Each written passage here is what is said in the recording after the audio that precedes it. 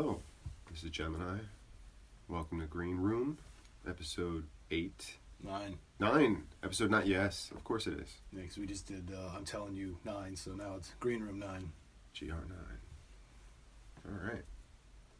Sounds like a motorcycle. So, the GR9. Yeah, dude, I got a GR9. Dub. You don't think you do wheelies, man. I mean, anybody can, a GR9 can. That's right, man. That's Just no joke. So, we didn't really plan to have a get-together tonight. It was very much ad hoc. Yeah, I kind of reached out to you for a personal favor. I feel a lot of things.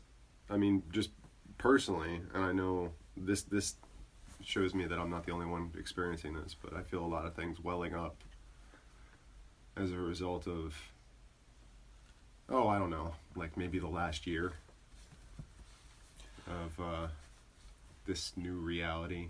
Well, and I'm pretty sure. All right, so what you're alluding to, I mean, I'm just going to come out and say yes. Yeah, no, I'm just. I personally am at a place where I am having difficulties with a lot of things. So much to the point that I have become beyond frustrated, and the true peace that I find in my heart is to no longer do this.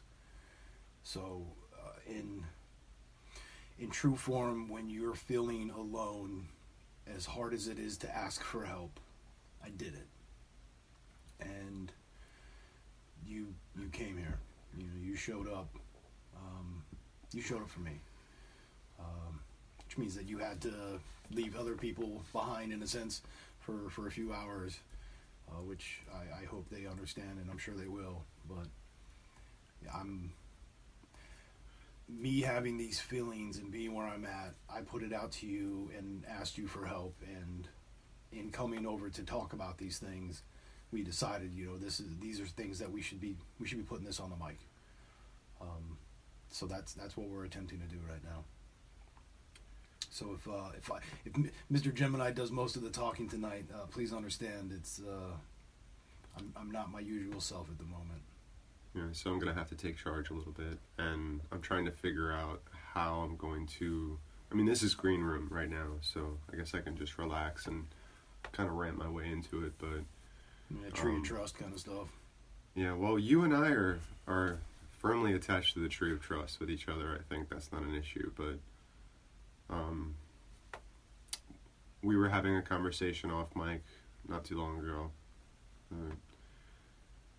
Some of the things we both kind of see eye to eye with, as far as I think we brushed upon the issue before, the whole black sheep issue. That there was the potential for having that as a conversation. Yeah, we started to work on that, and then I think we put that aside as a time for another conversation.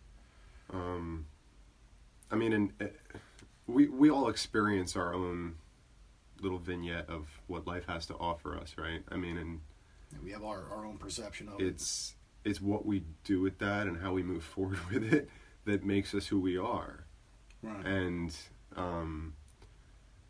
sometimes you need to take a moment on a regular to kind of not just defrag, but like kind of process everything that's happened. And I think communication is, like I've been saying, is like the crowning achievement when it comes to trying to fully understand a thought process. That's kind of like, okay, I can share with somebody else. Now I really, truly, I can wrap my mind around it enough to do that. And that's what we're experiencing in this one-on-one. And it's proven to me to be extremely beneficial. My only thought is that maybe it could be beneficial for others other than just you and I. People who've experienced maybe not similar things, but similar emotional strife. Yeah. And I know that this is going to be a really wild ride with everything. I I want to say politically, with everything that's been going on in our country. Not even sure how to tack that down to any one thing, but I don't think you can.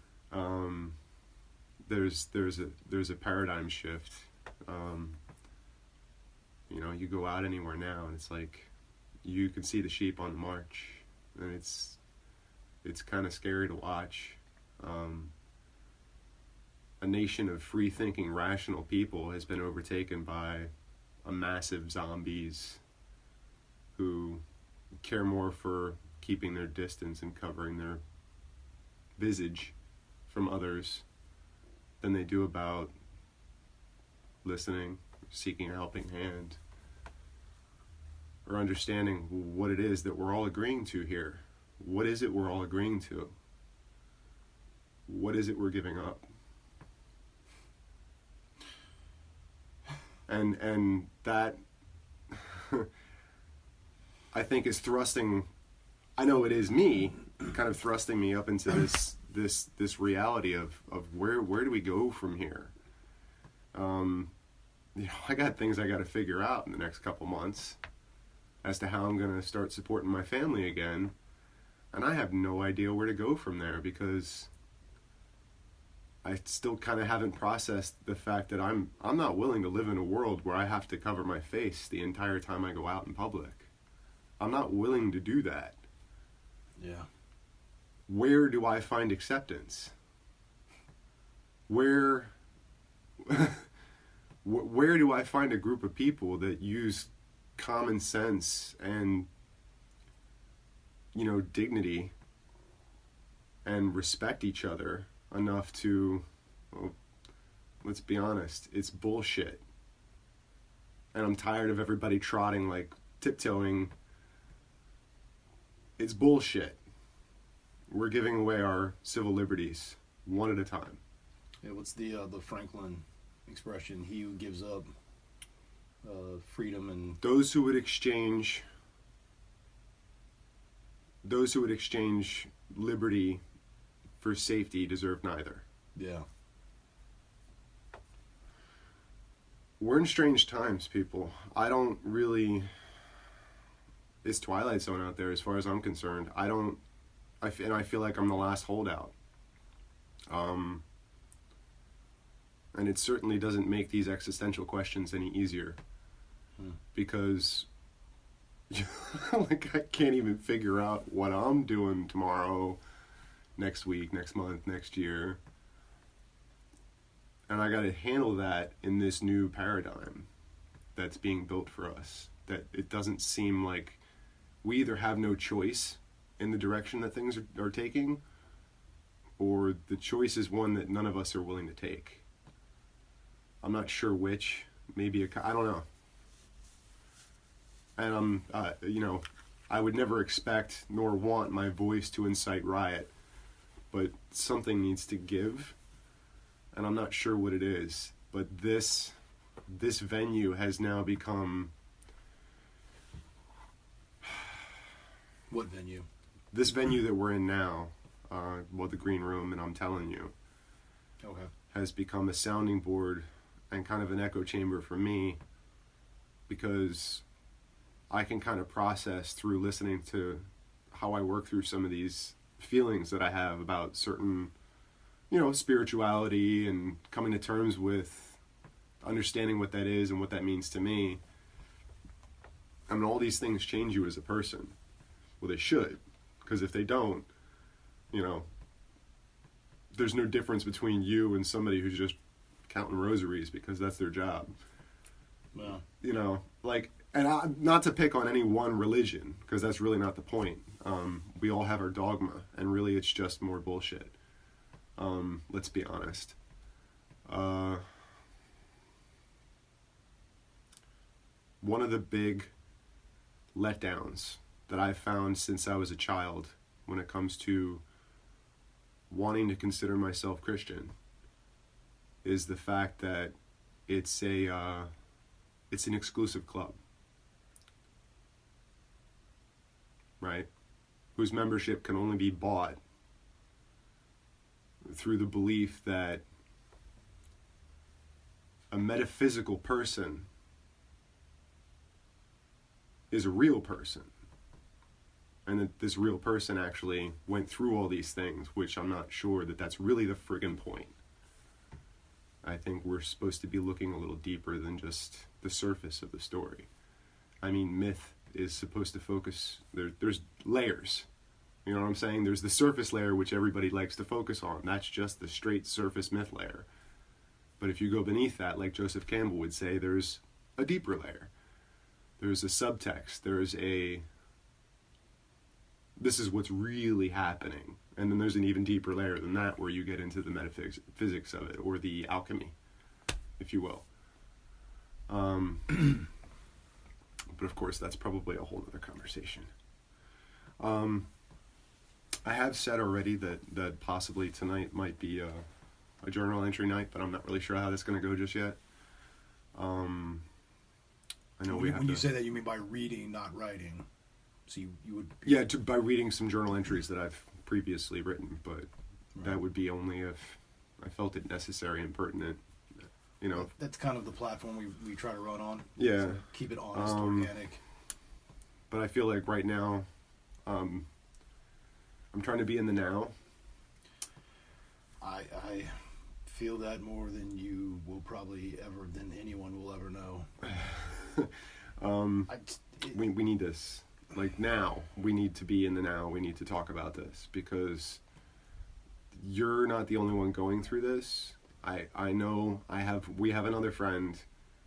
You know, we have, and probably more than one, I'm sure. Oh yeah, no. I have sure other friends who have expressed their dissatisfaction with the current state of life. Well, and just like an inability to understand why does it work this way? Why do I put so much effort in and things just fall apart? But then other people can just, you know, breeze through life like it's no big deal. But, well, I mean, I guess again, that's perception. It's perception. So, well, so this is what I was thinking about personally is Robin Williams. Great person, comedic genius, made us all laugh. Was literally dying inside. For a long time, too. Yeah, that's those who typically are the happiest usually are not actually the happiest. They're like the old sad clown paintings. Yeah, just putting on a good show. I hated those. It was too much, you know, like the old clown painting, the sad clown paintings. Oh. Well, the reason why I said Robin Williams is because I very much resonate with that currently is I feel as though I've been trying to be the best me for everything around me, including myself, and I feel as though I've been slowly losing me. You know, it's very ironic in the sense that I've been looking for myself, and yet I seem to be completely lost now. You have to find a way to express that maybe differently. I mean, to some extent, getting lost is a good thing. So there's different ways you can look at that. My internal love and light, my energy, non-human, my consciousness is what I speak of. It is very much in my belief system that this world is a construct of sorts, that we as humans are just another meat puppet. You know, we could be a dog or a tree or a plant or a bug, or the consciousness, that energy that is our soul is what we really are, not this construct, not a job, not responsibilities. Well, the truth of existence is not physical. It just doesn't matter. Well, yeah. But yeah. And so my biggest issue I'm having with right now is being in a construct that I don't want to be a part of. And I have people around me telling me that I signed on for this because there are the outside spirits that they didn't do this to us. We went to them and asked them to help us go through this. Which... Well, that you chose you chose your path. Yeah, which we've had this conversation before where it was, hey, I did the video game analogy where, hey, this time I played on this level, I didn't like it, cool, I want to power down a little bit instead of trying to play it on this level, I'm going to be a cockroach this time. And so it removes the level of responsibilities that you need to be a part of in this world. Well, I like I like the version where, basically you have to come to terms with your better self, and your better self walks you through all your mistakes in life, and you get to view them from the perspective of the person you screwed over. That sounds like a lot of fun. And that after that, that's basically when you get to make your choice, and that you may choose to be, well, or it doesn't have to be like a cockroach, but, like a sheep or, some kind of other farm animal. Well, right. And that's my thing. Because not as in punishment or whatever to regain pay off karmic debt or whatever it is. Well, but that's the thing is, so whether this is a video game and we're doing this because we're trying to grow more as which to me that makes no sense, because if you are pure energy, if you are love and light, wouldn't you basically be your omnipotent, all loving, accepting entity? Well, so why would you need a construct to be better than what you already are if you're already pure? No, well, the whole idea is to lose yourself in the construct. That was the whole basis of the Hindu philosophy, is that I'm talking to you right here, right now, and we were having this discussion before, that if I remove the ego, I'm no longer talking to Philly D. I'm no longer talking to that persona. I am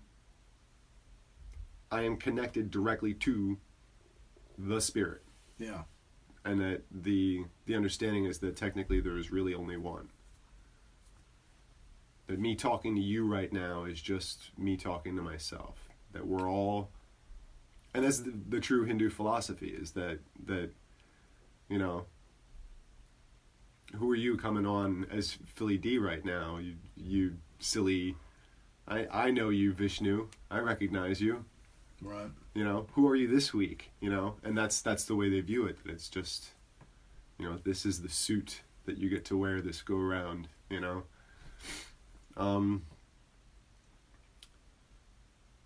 I have a disconnect with those people that I should be closest to in my life. And it's not that I desire to have it. I don't want it. It's a weird feeling. But yeah. I don't know, and this is what I was saying off the air that I wanted to get off my chest, is that I found, that I was telling you, I found since my near death, or, well, pretty much death experience, when I was 17, that I've always kind of had trouble expressing myself without a pencil or a pen in my hand. And that this is doing something for me. Speaking on air is... This speaking on air is verbalizing as opposed to writing. Verbalizing it and is kind of helping me work through that blockage that I don't know if I put that there. Telling myself that I have to write in order to get it down. Mm-hmm. I think it helps me focus, but I don't think it's necessary. And I think I'm proving that a little bit more every time I try to do a show. But I think we've come across maybe a couple times that we've been able to express our black sheepness, and maybe it's been understood by others. Maybe.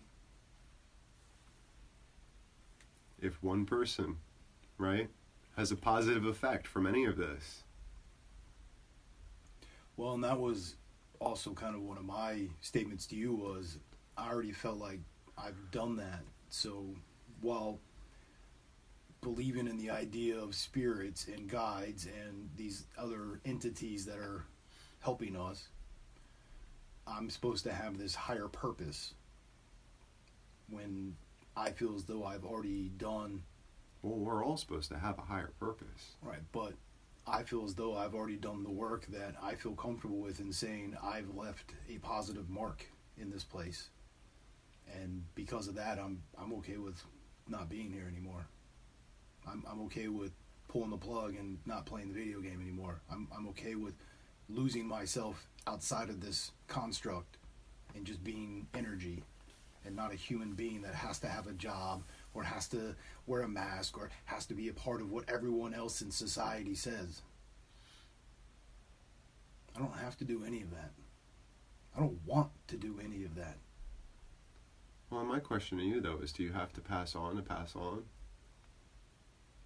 Well, but so if we're thinking of ourselves as energy, meaning that this world is not exactly real, pardon me, if we are energy and this world isn't real, then our truer selves are supposed to be on the other side.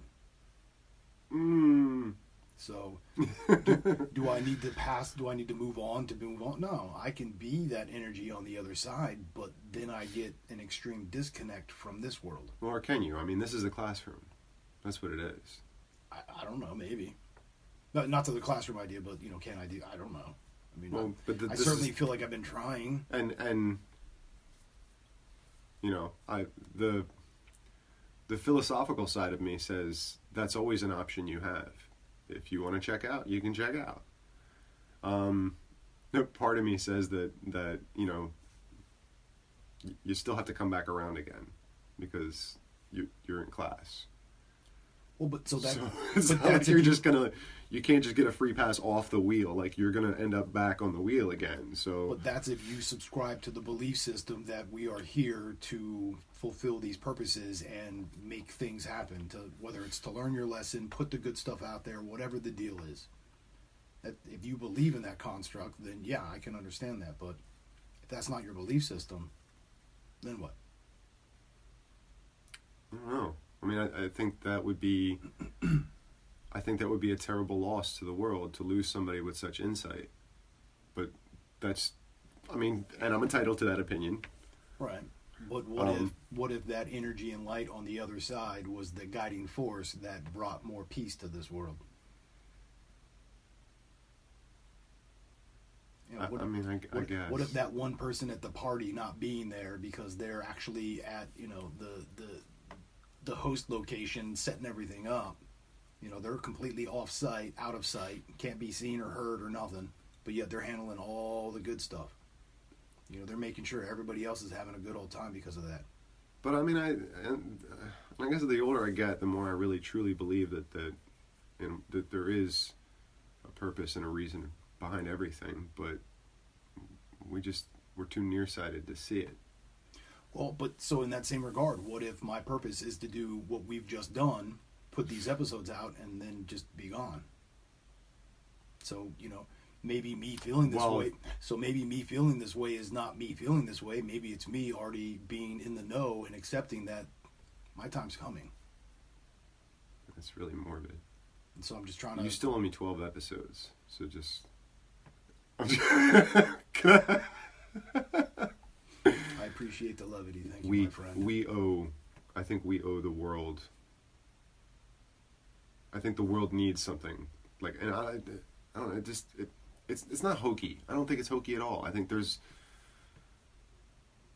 And I started off by saying that this is a lost art form. That there's something about the spoken word, and not being scripted, and really, people crave this stuff on TV, but it's all false. Like, that's not... Yeah, the TV scripted. That's all scripted. Don't tell me it's not. And everybody falls... Oh, did you watch The Bachelor this week? Why? What's the point? And it's just another scripted show, but everybody's sitting there on the edge of their seat like, oh my God. I'm like, it's Hollywood. There's very little that's real about that. And it's just... That's another one of those things where I step outside of myself and I'm like, is there something wrong with me that I just don't get that? And that is considered normal for entertainment purpose now. How is that entertaining? So this has always been my largest discrepancy with the idea of psychology. Psychology allows me to comprehend, to quantize, to understand or label or signify these different acts and actions. But I just don't understand. I comprehend. I put it down in paper. I can write about it all day long. But me personally, I just don't get it because that's not who I am. You know, and even though I'm human. Oh, playing that game. Well, but yeah, but even me being human, I should have these relative tendencies. They're built into us. Those are our hormone systems, our regulatory systems. That's how they keep us doing so that we stay alive. But if that's not what resonates with me, you know, it's not healthy. So as a human, my body is telling me that I should do that, but my consciousness is like, no go. That's a hard pass. Which is why I don't really like watching TV, because it's not organic, it's not honest, it's not real. Yeah, like I told you before, like I have certain shows that I like to watch. There's certain things that kind of strike me as artistically creative enough that like, you know, I'm excited to watch it because I want to see like where the writer's going, and you know, but if it from a production value or from an artistic value, but there is, you know, there's difficulty with that these days too, because a lot of the stuff that's written is just everybody's got an axe to grind or somebody's trying to prove a point, you know, and it's the whole purpose of watching, for example, like a fantasy show, is to be able to have a fantasy, you know.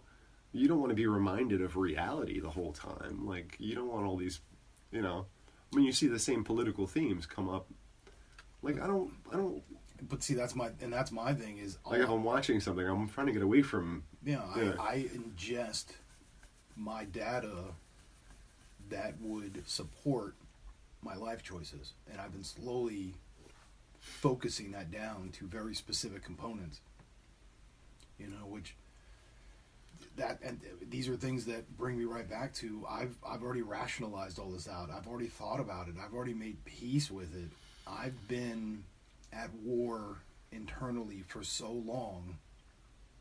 I'm just tired. I don't see the value of me continuing in this life right now.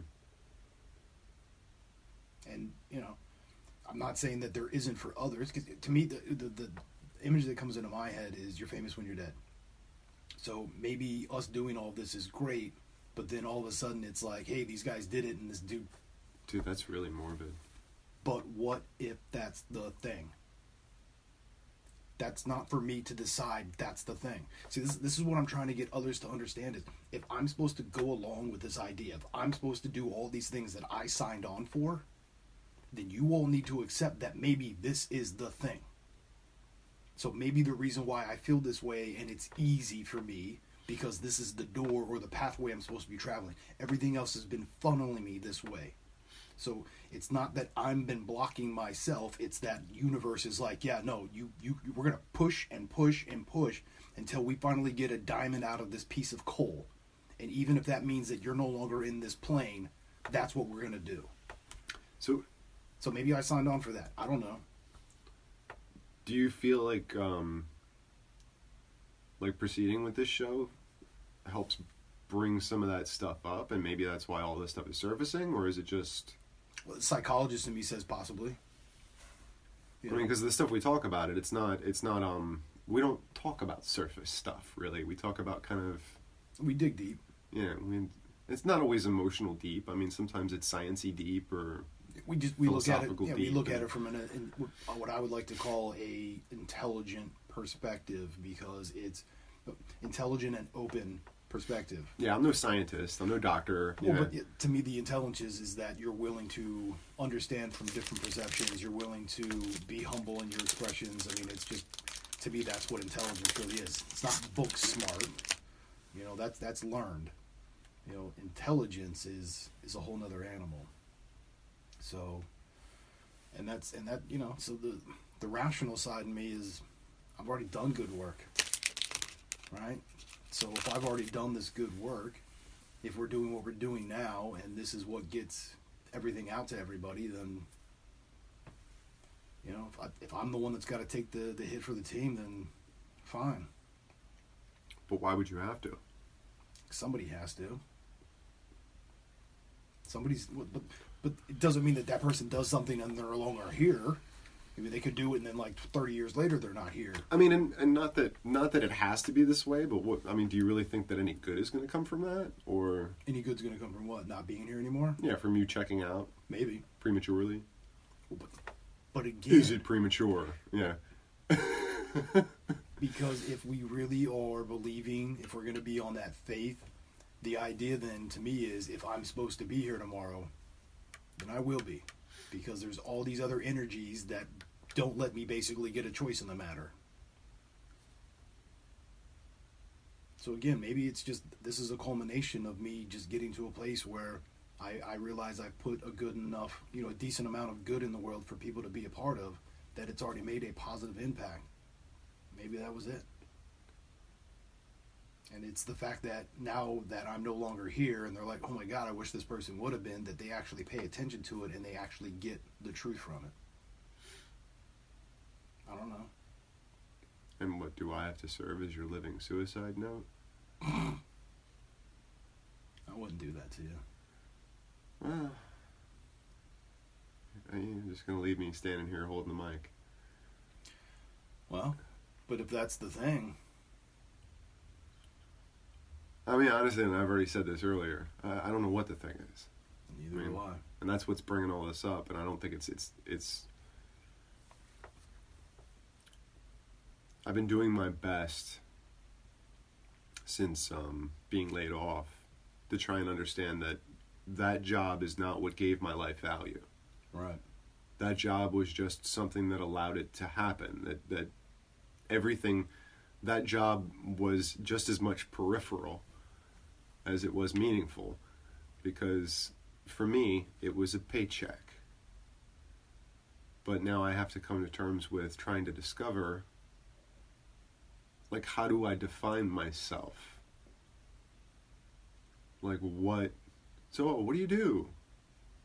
Like, as if that really defines who you are. But well, I love the fact that everybody wants to associate the idea of, well, if I got to work, then you got to do it too. And instead of supporting somebody and saying, hey, I see you're trying to be different, instead we, round peg, square hole, or the nail that sticks out gets hammered. Well, everybody doesn't have to have a 9 to 5. You're absolutely right. I mean, some people just are not built for it. Yeah. I think all of, I don't think any of us are really truly built for it. And honestly, I think the places that you've been already were, stepping stone, managing people, and doing, as far as I can tell, a pretty darn good job at it. Thank you. Could that not just be a stepping stone towards, hey, maybe I could open and run my own business. Maybe I could, whatever. Yeah, exactly. I've done it. Exactly. So can I? Yeah. Have I been attempting to do that right now? Absolutely. I like most of us right now have. But for me, this is it right now. So I, like most people right now, have probably been through this dichotomy of I'm supposed to be a supporting member of my family, but how do I do that in this construct currently? The current year, the past year to now, but how is it that I'm supposed to navigate it, like you're saying? How am I supposed to fend and feed and still feel like me? So I know I'm not the only one that is internally struggling right now.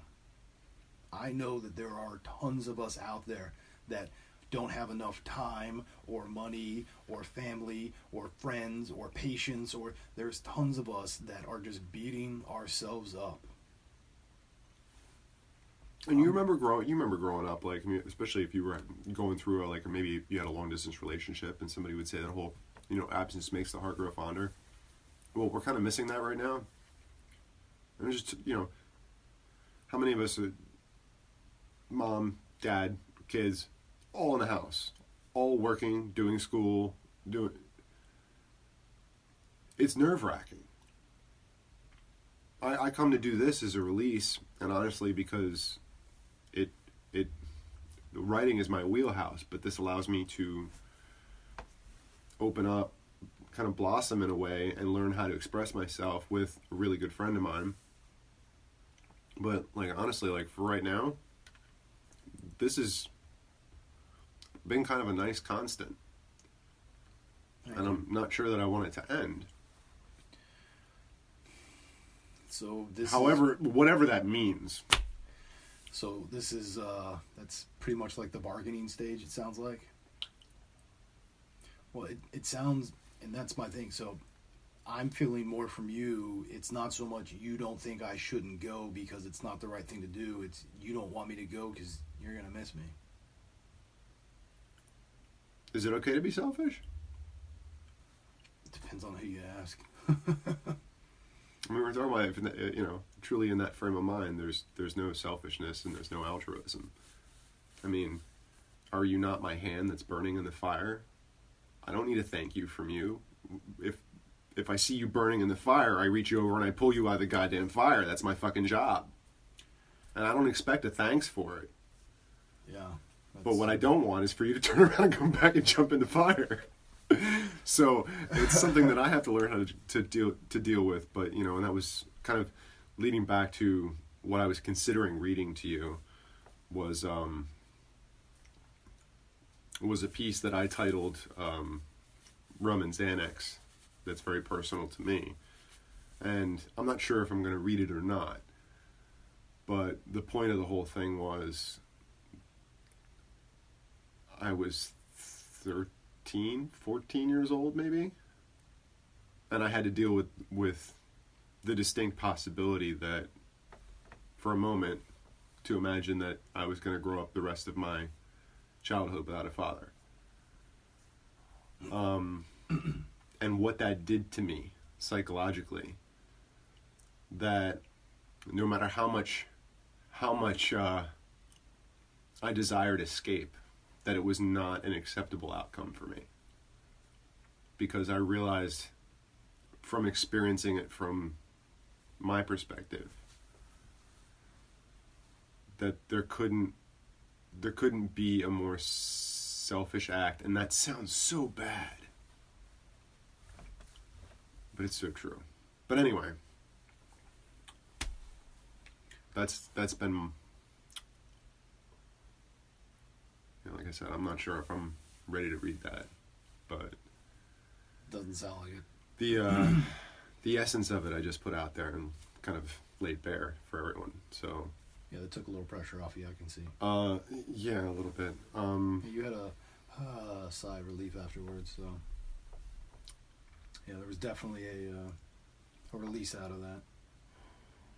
And there's, I'm not going to turn around and say like a day hasn't gone by, but no, I mean something like that forms who you are as an individual. I mean, certainly can, yeah. 13, I want to say 13 years old, 13 or 14, but 13 I'll say. I never thought I'd be looking at my father and basically shaking my head at him. At 13 years old, I never thought I would have had the power to look my father in the eye with a sense and a feeling and expression of disappointment. I get that. And to feel that reflected in his face. Don't you ever do that to us again, is what I said to him. But you don't, and for him, he needed that. And I think the honest to God truth is that's that silly thing where you turn around and you say, born again Christian or whatever it is, because he had that moment. He needed to hit rock bottom, and when he did, he had that moment. And maybe it was like, what was it, Scrooge? Ebenezer Scrooge, having to go through that punishing night to come out the next morning and realize how great life really was, and to be able to just open your arms and express your joy and love for it, regardless of what gets reflected back at you, basically. But Yeah, trust me, I've been attempting to be that for a very long time. And America, I love you. Fuck you. Fuck you too.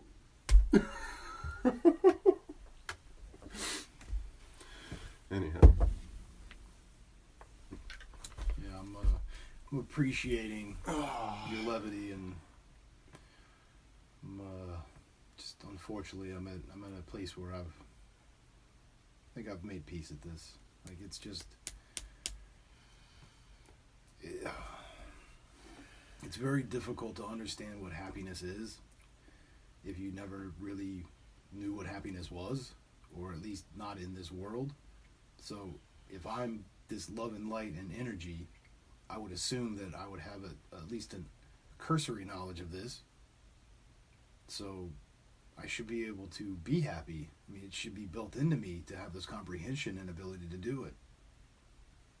So why am I not happy? Why, if I feel that I'm working towards fulfilling my purpose and making this world a better place, why are things fighting me?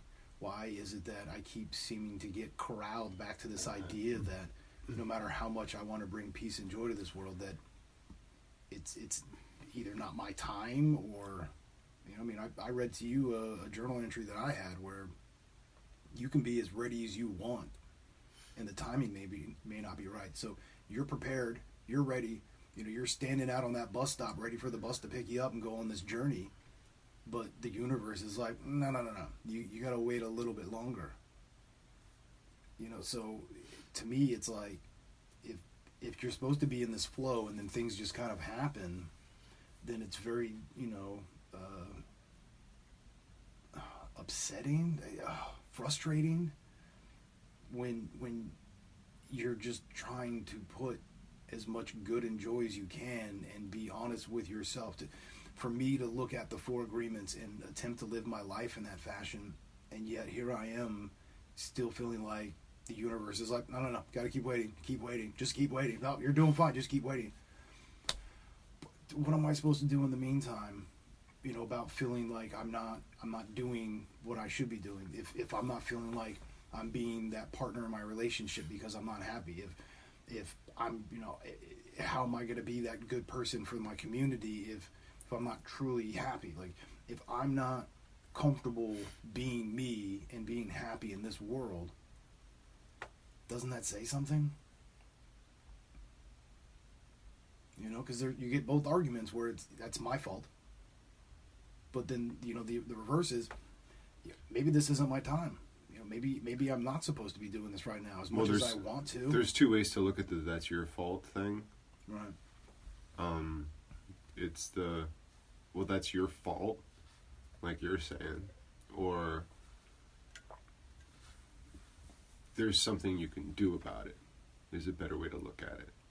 And I have been finding moments to appreciate the ability to learn from these experiences. I have had gratitude, acceptance, willingness. When you're doing everything that everyone tells you to do is the right thing to do, and it still feels right to you, and then the universe kind of goes, brr.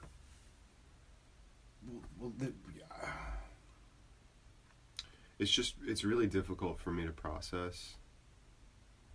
And I've already, you know, and you're no stranger to this part of my past. I think I've expressed this to you before, but I have a real difficulty processing this emotion because it's so close to my heart. To this day, there's still a little bit of a gap between me and my father because of that. And there's a part of me that's still 13 years old watching my father drive off and knowing there's something going wrong and not knowing what I'm supposed to do to fix it, or if there is anything I can do to fix it. And I had and that's one of the things that came across in that entry, was that at 13 years old, when I saw him, now I've never been one to claim that I could see an aura, but there was a darkness around him that was palpable, tangible, and I felt it for a moment, and I let it go, as maybe my dad's just having a bad morning, whatever. Had I really been paying attention, I would have noticed that as he got into the car, he was loading a bottle of Xanax and a nearly full bottle of cheap rum into the passenger side of the car.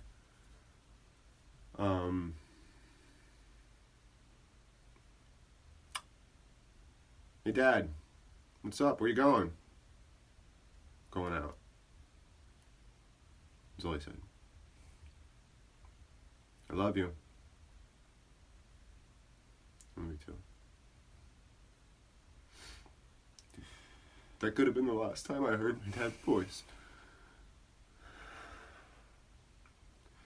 So when I tell you, and I'm looking you in the eye right now, and it's like having to experience that all over again. I'm sorry. Don't be. I just wish there was something I could do. There's nothing I can do. It's except be here. Yeah. Yeah. That's my thing. Is the only thing you can do is just show up. One of my favorite sayings is, we're all kids as far as I'm concerned. So, to me, this idea is for all of us. Is children don't understand emotions; they understand who shows up. There's a part of that 13-year-old boy inside of me that has never fully learned how to process what happened that day. Well, maybe that's what this moment's supposed to be then. You know what I mean? Like, maybe me feeling this way, me putting all of this together, me willing to ask for help is so that you can grow from it, and then in turn, maybe I can grow from it.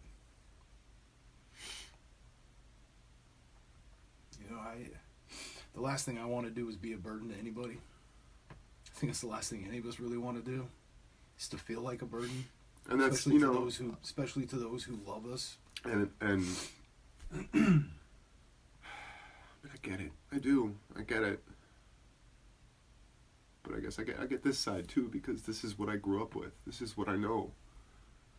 And my father looked at me and he said, I know it sounds ridiculous right now to hear it coming from my voice, but I actually truly believe that I was of more value as a life insurance policy than as a father.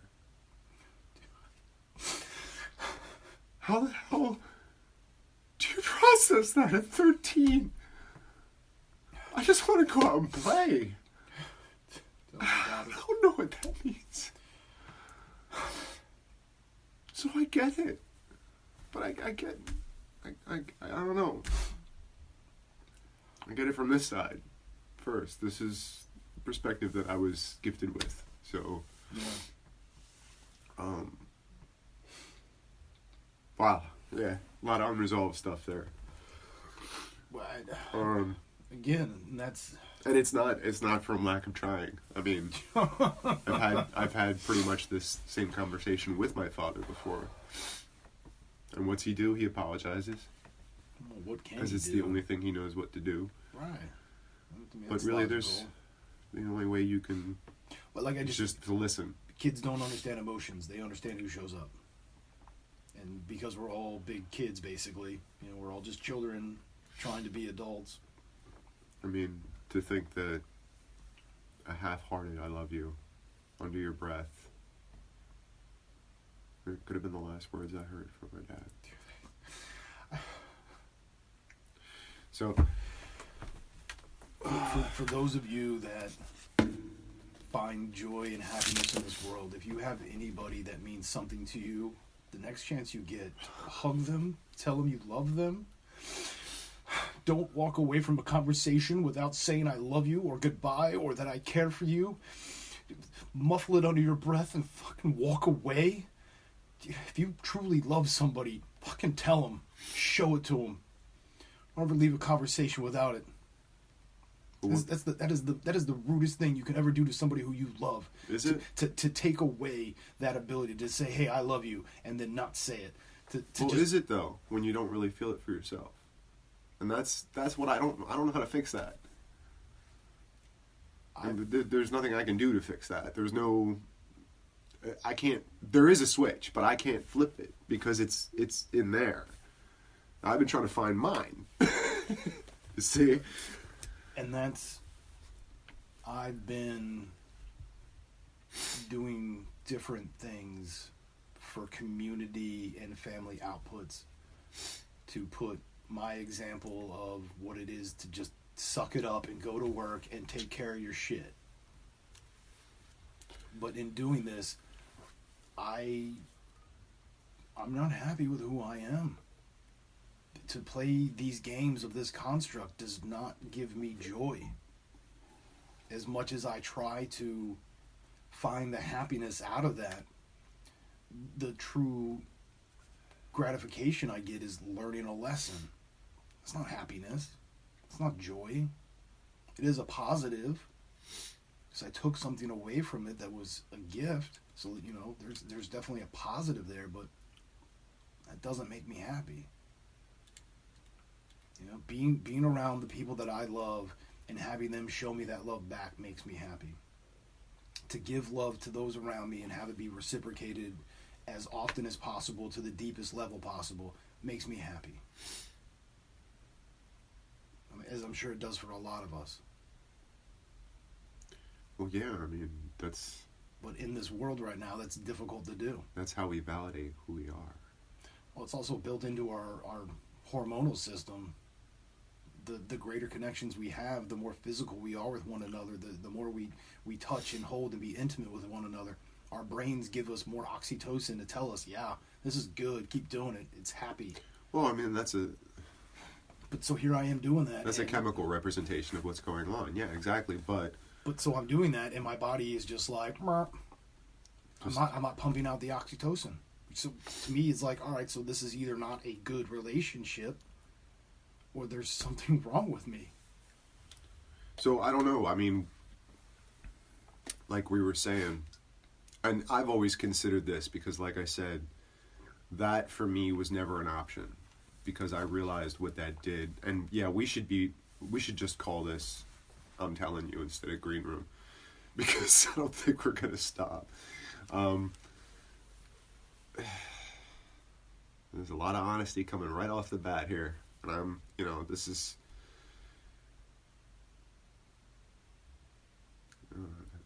It's been helping me since day one. And I don't know, I don't know what we could do to turn it up. I don't know what we could do to find that thing, like you were saying. What is that? What is that thing that makes you make a connection all of a sudden to finally find that spark, that tingle, that...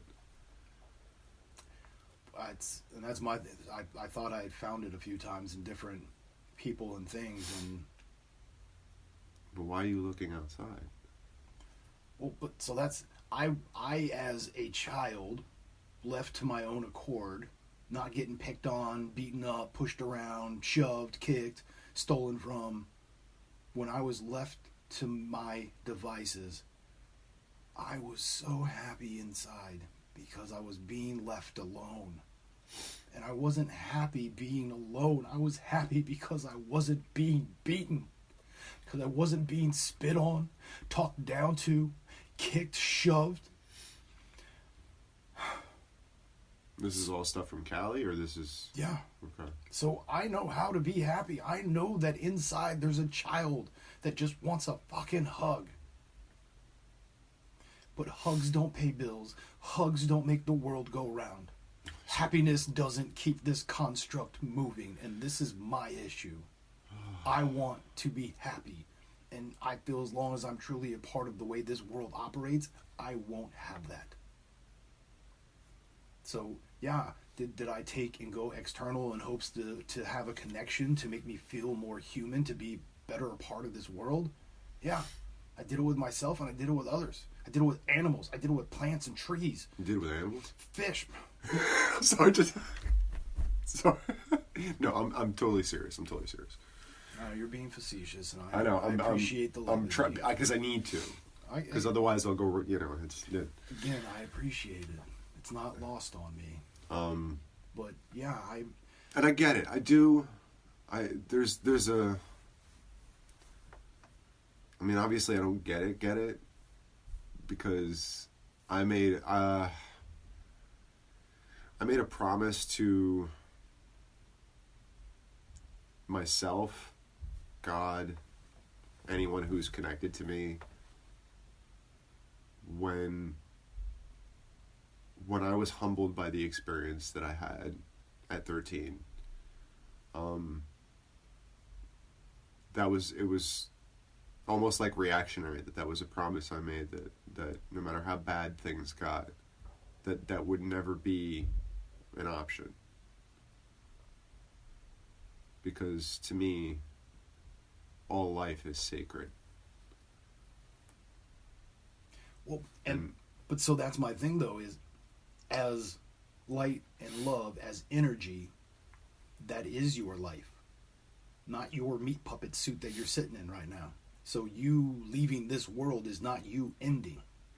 That's your body no longer having a purpose for your consciousness. But what's the purpose of your body? To house your consciousness in this construct so you can play this freaking game. Okay. So what happens if you leave it?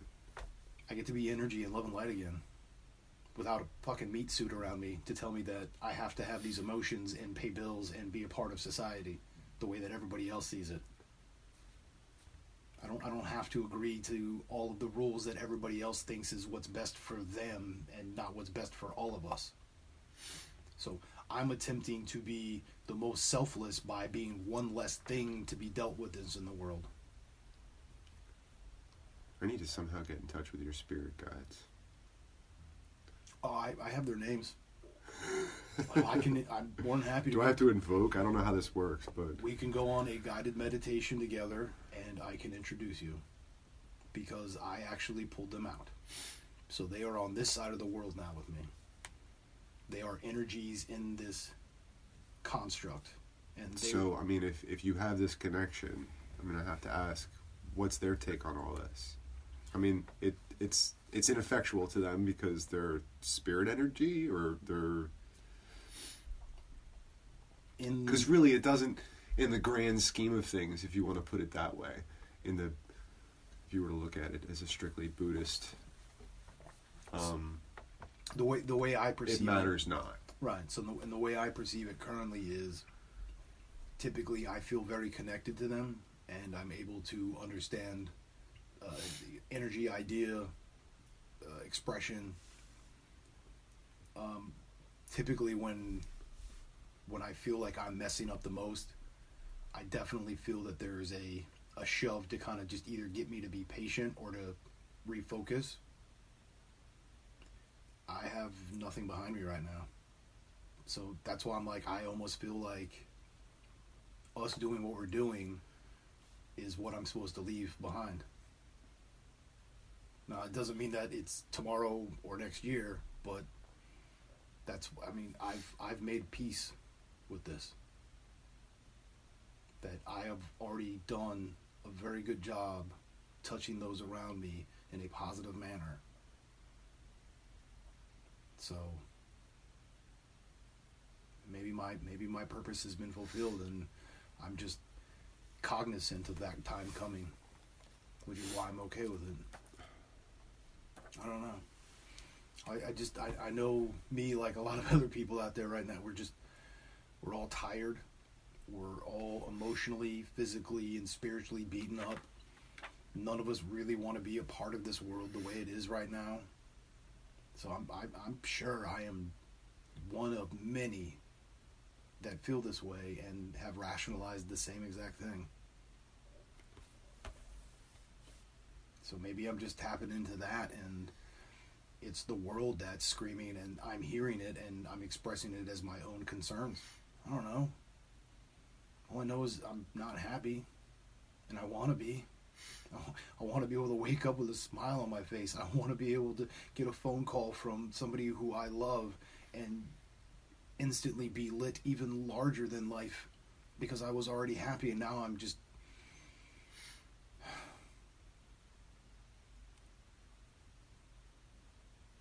tired. I've been working on myself, being selfish at times and beating myself up for being too selfish because I'm expressing, hey, I have to do this to be here for the others, so I have to be selfish to be selfless. And then there's times where I'm being selfless only and I'm beating myself up because I'm not taking care of myself. So I go back and forth where I'm trying to find that balance of giving love and getting love. But I feel like I give too much, and so maybe that's my thing, is I'm just supposed to keep giving, and then once I've given enough, then I'm not here anymore. Which could be tomorrow or next month or a year. Do you have this impression that when you give it, that there's a limited amount that you have? What, to give? Yeah. No. Okay. Of course not. I keep giving it. This shit is endless. I got mad love all day. Problem is I'm just not happy with where I'm at, with what I'm doing, with the way things are in my life. And there's a reason behind that. And I've been going on spiritual journeys, meditate. This is why I love The Last Shaman, the movie that we bring up on occasion. If you haven't seen it, it was very moving. Yeah, if you haven't seen it and you're struggling inside yourself to be happy like I am, I highly recommend you watching it, because it did something to me. And that thing was, I am now aware that there are others that feel identical to me.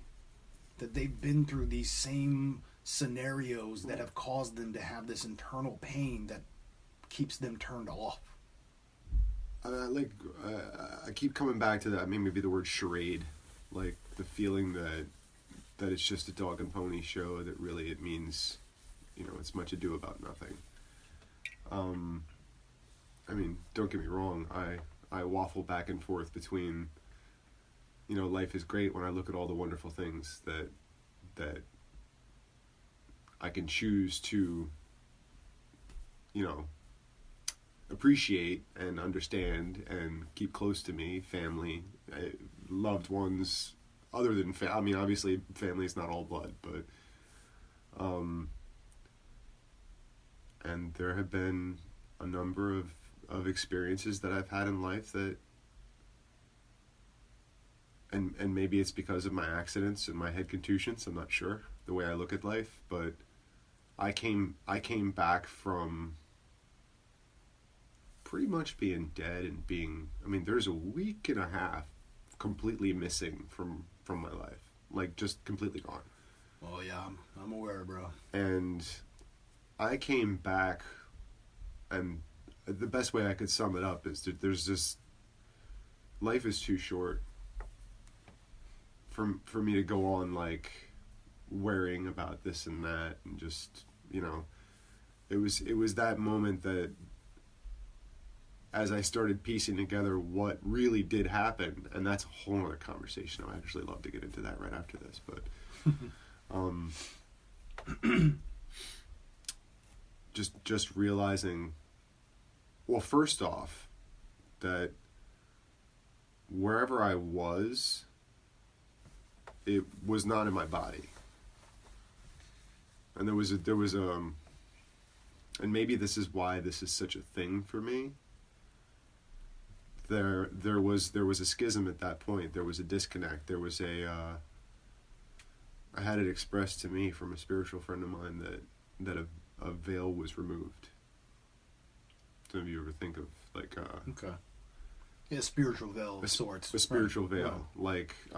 They took off that layer that was filtering your vision, let's say like that matrix we talk about all the time. That ego is right. that matrix of reality that you've placed between you and your senses of the outside world, like the in between of your consciousness and your body. That sense. Thing that tweaks everything before it becomes part of your consciousness. That it becomes, it's not just the reality of the nature of what's actually going on, but your perception of it. The interpretation of your interpreted information, and that is strictly of your body's bias. A veil or a layer of that was removed. Was how that was expressed to me. And I came back, and that was one of the thoughts that was running through my head, was that I'm just so goddamn lucky to be alive, and there's no point in worrying about shit that it's my job to enjoy life from here on out. So I get that. And what I was getting into is there are experiences that have made me who I am that I'd never want to have to go through again, but I would never deny their existence, because that's important. Yeah, you can't not think about the negatives, but well, yeah, you gotta give them their due course, right? Because and maybe it's not expressing some of these things. That's why I can't deal with like my inner aggression. I mean, if you were to talk to my wife, you'd probably get a whole different side of, oh, well, he's not this happy-go-lucky, and it's like he's always inward, he never talks to me. There's a lot of that going on, believe me. Because, like I said, I have real difficulty communicating, especially when it comes to anything that's even surface emotion. Because I feel like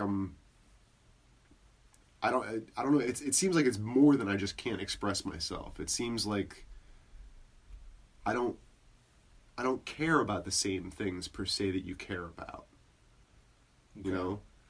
Like there are times when I'm just like I just, the things are drowning me. Just things. Like I don't need more friggin' things in my life. Yeah. Materialistic ideas. Yeah, I definitely believe in the idea of minimalism, so I get where you're coming from on that. I mean, it's one thing about being stuck in the house with each other, and it's kind of nice that I'm not working right now, because the one half of it is I do get to experience more time with my kids. Yeah. But it's like it's a real seesaw emotionally, because what bothers me is this was supposed to be 2 weeks. This was supposed to be a month. This was going to be 3 months. Oh, well, just until we're sure months, that it's 9 months. And it's like we keep tacking time onto this, and the minute you start handing over more power, you never get that back. And I think people don't realize that it's really going to be hard to walk back from where we've gotten to at this point. And that's one of the things that I try to express to people, that you just don't understand how, not to be morbid and political, but the freedoms that you've chosen to give away, they may not come back again. And part of Sharia law is to keep your face covered. So Lord knows if this wasn't some kind of plan from the get-go. I mean, and I don't want to get all conspiracy theorist on you, but I mean, God, these are the times. I mean, my mom's brother, her older brother, my dad was telling me just recently, it's like he calls like at least once a week with the new conspiracy that's going on. Mm-hmm. And I just tell my dad, I was like, well, I can't really say that he's wrong. And he keeps coming out with these like increasingly more and more like ridiculous stories. And I forget what the details of one of them that he was telling me, and I kind of chuckled to myself, and I was like, Dad, reality's kind of been stranger than fiction lately, so I'm kind of willing to believe just about anything at this point. Like, it's hard to be a skeptic. Just reality is just so damn strange these days. And maybe this is setting some people off. I don't know. Maybe it would be, but the little bit I know about personal health is that what we're doing to our bodies by staying in the house is actually one of the worst things we can do to improve our immune system, which is basically what this is attacking. It's attacking people with weak immune systems. And staying in your house and rebreathing your own air constantly, and being stressed and not making any money, right? And being stuck in your these... stuck in your own biome where it's the same. Let's be honest, your body's made up of more of you is other microorganisms than it is you.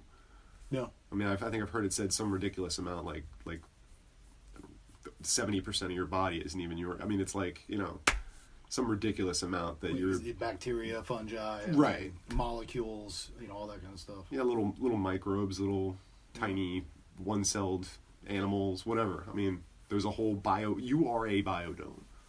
Yeah, your walking ecosystem is your body. Your body uses, and these little microbes use your neurology, your limbic system to control what you eat, how you feel, what kinds of experiences you want to have. It's weird when you think about it. There's so much of you isn't you at all. Well, here's a fun tangent, isn't it? But this goes back to me stating, I am not this body. No.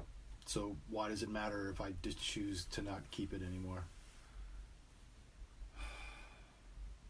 Well, and like I said, technically speaking, it's your choice. Well, and that goes back to the thing of, so if there's these energies and spirits and things and keeping us from doing that, so those of us who do try or get into accidents where it seems like, you know, there's been plenty of things that are reported where it's like, holy crap, that accident was so horrific, everybody should have been like squished inside, and they come out with like scrapes and bruises. Right? So if believing in this construct that we don't get a choice in the video game because we already made all of our concessions outside of it and we signed up for it and they put us in here and we're doing what we said we're going to do, then you get multiple lives or whatever. That it just, you know, that cat of nine lives thing, you just can't die until it's your time. So whether you kill yourself, whether somebody else kills you, whether your body gives out whatever the piece is that your body is no longer, so that your consciousness can leave this world, that may or may not be up to you. So if you attempt to do these things and that's how it happens, then that's how it was supposed to happen. Right? If you want to sit here and tell me everything happens for a reason, then that was supposed to happen that way. Then maybe me having these feelings, again, maybe it's because it's about to and I'm at peace with it, or maybe it's because there's so much of this going on in the world that all of that negativity is being shoved into me so that I can express it and that we can sit here, talk about it, and get it out. And that's really what I wanted to get at with it. I can't believe we're still, I mean, we can't even call this Green Room anymore. We should just call this a crossover episode, because at this point, well, like you said, we don't even know what's going on. Well, and we also said that we don't know how we're going to name the episodes until after they happen. So that's... Well, we've been going on with the whole Green Room thing, but, you know, I'm just saying, I don't know that we can really... Well, you'd have to break your own rule and go in and split it somewhere. And it's just, at this point, I think it's just going to be a combined episode. It is going to be whatever it is we choose to be, because we get say in that. Right? You were talking about that earlier, where you don't feel as if you have like true control over certain things. Well, this you do. This is yours. You get to own this. I do feel like I have ownership of this. You should. And like I said, it goes beyond my name, because I am not my name either. Correct. You know, I mean, I totally agree with you on that. I am not this body. This body is a reflection of me, but I am not this body. I'm way hotter. Well, as an energy source, you possibly are. Anyhow.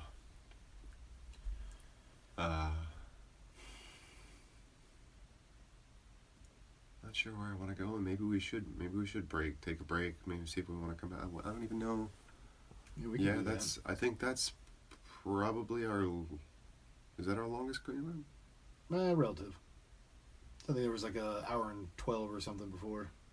Yeah, and that's, you know, a couple minutes over. There you go. Yeah, so I think this might be actually the longest Green Room. Well, yeah, last night we had our longest I'm telling you, which was Hour almost 2 40? hours. Yeah, Yeah. hour and 41 minutes and like 18 seconds or something. Oh, that's right. No, the green room was 69 minutes. Yeah, 69:04. Yeah. Yeah, well, it's then yeah, let's take a break. Let's think about some stuff, decompress from our Freshen up my emotions. tea and yeah, We'll figure I out guess, when I'm gonna actually So I guess this would be the green room because that's gets us to our conversation, which would be I'm telling you, or maybe what we need to do is come back with a lighthearted conversation and flip it and do I'm telling you first, and then I'll green room later. Well, and like you said, I mean it's gonna be what it is, and it is what it's gonna be, baby. I mean that's just. And if we follow that idea, then anything and everything I do, no matter what, I will have no control over the outcome because it's already been predetermined. And I can do no wrong. Right. So it's. Well, I mean, I think you made a bigger point about we're just trying to figure it out ourselves. So. that's what it's all about for me. I mean this and I. Well. And we can go ahead and save all that banter. We're already, I think this is definitely our longest. Yeah, we're gonna take a break. We're gonna take a break. Thanks, fam. We appreciate you. Hopefully, some of y'all got something good out of this, and we're gonna take a break and talk about it. Maybe one of us got something good out of this, and hopefully tomorrow I'll wake up happy, or at least happier. I think I may need a drink at this point. I'm at a place where I've even been removing. Yeah, well, that's probably wise. Well,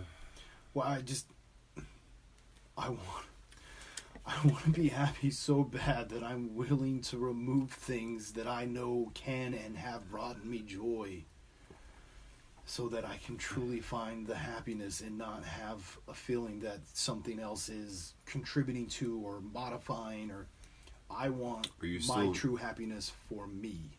Are you still able to sleep?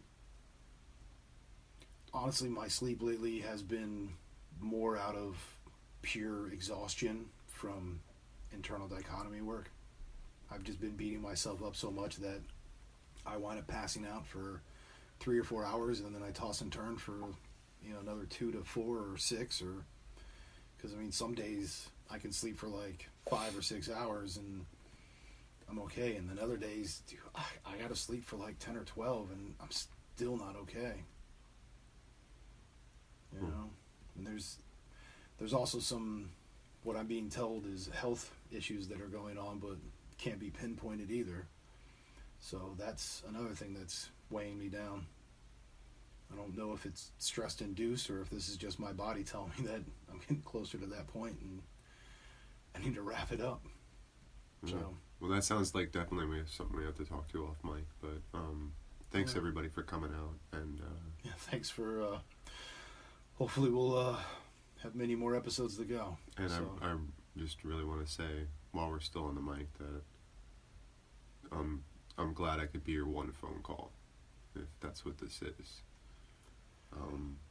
Not happy with it, but I was at a place where I was asking others for help, and it wasn't more or less available. So not that they couldn't or wouldn't, they just literally, it wasn't that wasn't the thing. So and when I basically did what is one of the most difficult things for me to do, which is ask for help, and not that it wasn't given or offered, but it wasn't going to be what I needed. I'd like to touch on this again when we get back into the episode too, because we're running into an issue with perception here yet again. That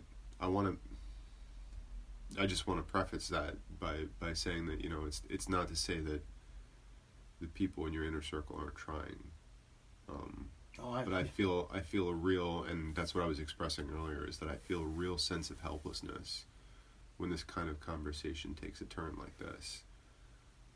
That I don't know how to internally process that, and it's really difficult for me to, not that there's anything you can say, but it's really difficult for me to know. Like I lock up Like, I really don't. I mean, and maybe some of that's good, just to let you talk.